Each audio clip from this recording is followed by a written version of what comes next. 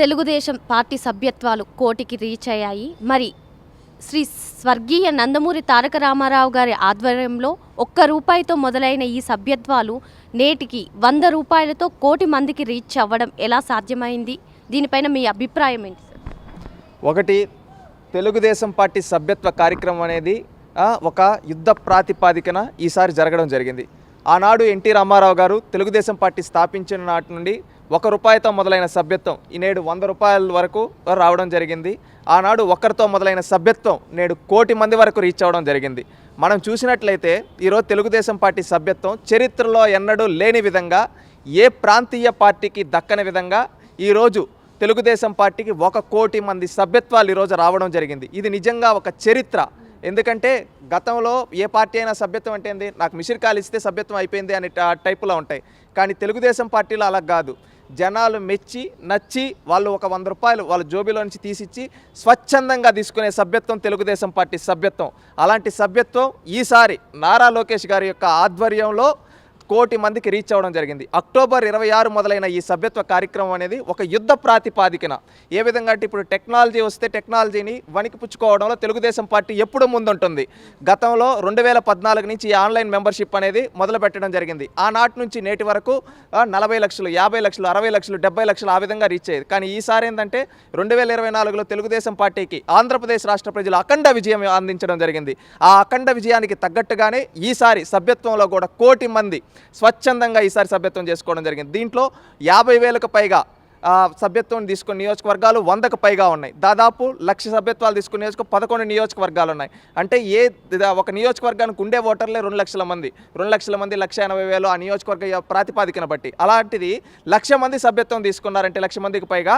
అంటే ఆ నియోజకవర్గంలో దాదాపుగా 80% మంది తెలుగుదేశం పార్టీ కుటుంబ సభ్యులే. ఈసారి ఆ 1 కోటి మంది కుటుంబ సభ్యులు తెలుగుదేశం పార్టీకి రావడం జరిగిందండి. రాష్ట్ర జనాభానే 5 కోట్లు. అంటే రాష్ట్రంలో 5 మందిలో ఒకరు తెలుగుదేశం పార్టీ కుటుంబ సభ్యుడు. ఇది స్వచ్ఛందంగా తీసుకుంది. ఎందుకంటే ఈ పార్టీ యొక్క గొప్పతనం తెలిసి, తెలుగుదేశం పార్టీ అనేది ఎప్పుడు దేశ ప్రయోజనాల కోసం, రాష్ట్ర ప్రయోజనాల కోసం మాత్రమే పనిచేస్తుంది. తెలుగుదేశం పార్టీకి ఏనాడు వ్యక్తిగత ప్రయోజనాలు లేవు. నాడు ఎన్టీ రామారావు గారి నుంచి నేడు లోకేష్ గారి వరకు చూసుకుంటే తెలుగుదేశం పార్టీ ఎల్లప్పుడూ ప్రజాపక్షమే. ఢిల్లీని శాసించే స్థాయిలో ఉన్నా కానీ పదవులు కోరుకోలేదు, రాష్ట్ర ప్రయోజనాలే కోరుకునింది. 1989లో నేషనల్ ఫ్రంట్ కన్వీనర్గా ఎన్టీ రామారావు గారు VP సింగ్ గారిని ప్రధానం చేశారు. 1996లో యునైటెడ్ ఫ్రంట్ స్థాపించి చంద్రబాబు నాయుడు గారు దేవేగౌడ, ఐకే గుజరాల్ని ప్రధానులు చేశారు.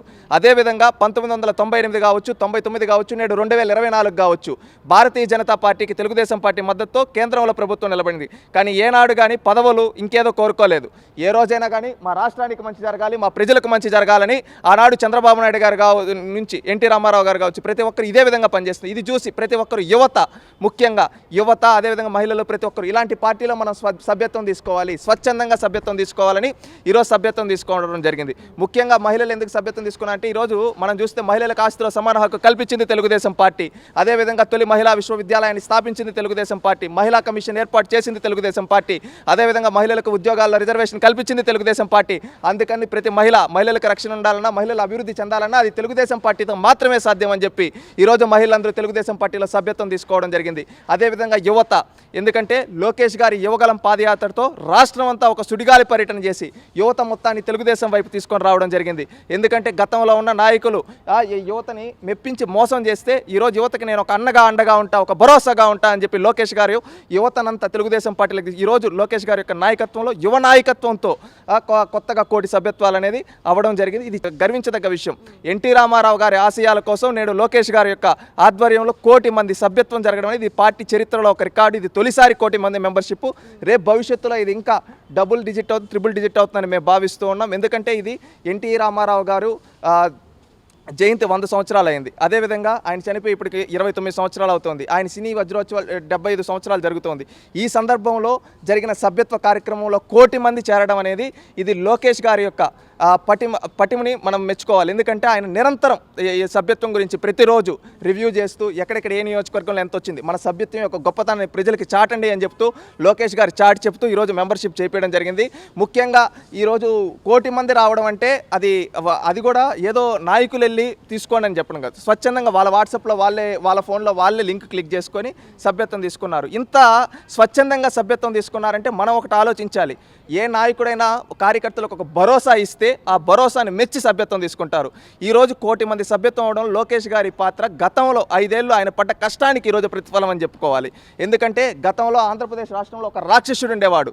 ఆ రాక్షసుడు ఏంటంటే తెలుగుదేశం పార్టీ తరపున ఎవరు ప్రశ్నించినా, ఎవరన్నా సోషల్ మీడియాలో ఒక పోస్ట్ పెట్టినా కేసులు పెట్టి వేధిస్తూ ఉంటే ఆ కుటుంబాలకు ఆనాడు లోకేష్ గారు అండగా నిలబడ్డారు. ఒక భరోసాని ఇచ్చారు.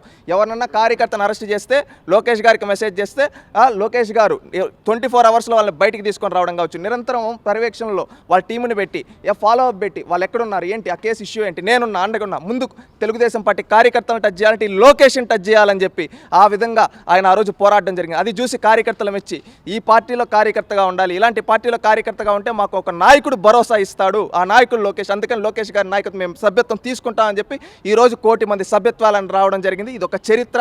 ఎన్టీ రామారావు గారి ఆశయాల కోసం చంద్రబాబు నాయుడు గారి నాయకత్వంలో లోకేష్ గారి ఆధ్వర్యంలో ఈ 1 కోటి సభ్యత్వాలు జరగడం అనేది ఇది ఒక చరిత్ర. భారతదేశంలో ఏ పార్టీకి దక్కని ఘనత ఈరోజు తెలుగుదేశం పార్టీకి దక్కింది. ఎందుకంటే మిగతా పార్టీలను మిసిడి కాళ్ళు ఇచ్చి సభ్యత్వం, కానీ ఇక్కడ ఏంటంటే 100 రూపాయలు కట్టి ప్రజలు మెచ్చి తీసుకున్న సభ్యత్వం. ఇలాంటిది 1 కోటి సభ్యత్వాలంటే దాదాపుగా 100 కోట్ల రూపాయలు ప్రజలు పార్టీకి విరాళంగా ఇచ్చారు. దేశంలో మిగతా పార్టీలన్నీ ఏంటంటే రాజకీయాలు చేసి సంపాదించుకోవాలనుకుంటాయి, కానీ తెలుగుదేశం పార్టీలో ఏంటంటే కార్యకర్తల కష్టం వస్తే కార్యకర్త కోసం పార్టీ డబ్బులు ఖర్చు పెడుతుంది.